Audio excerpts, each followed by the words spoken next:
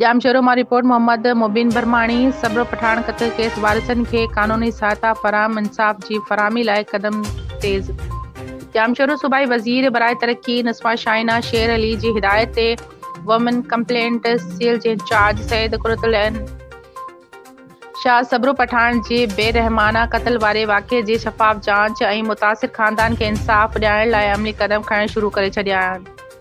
इन सिलसिले में सबरो पठान जे वारिसनि खे कानूनी सहायता फराहम करण लाइ लीगल एंड सोसाइटी जे वकीलनि जो हिकु पैनल एडवोकेट दानियाल सेतो जी सरबराही में मुहैया कयो वियो आहे, जेको केस जे पैरवी कंदो ऐं अदालत ऐं संदुनि हक़नि जी तहफ़ुज़ खे यकीनी बणाईंदो।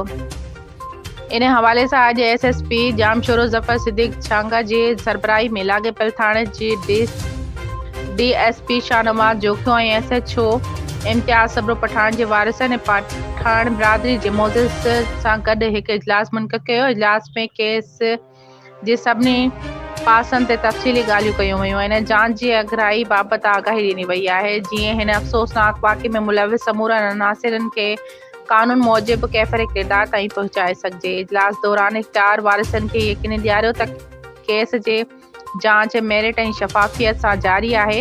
इंसाफ़ जी फराहमी लाइ समूरा कानूनी तक़ाज़ा पूरा कया वेंदा।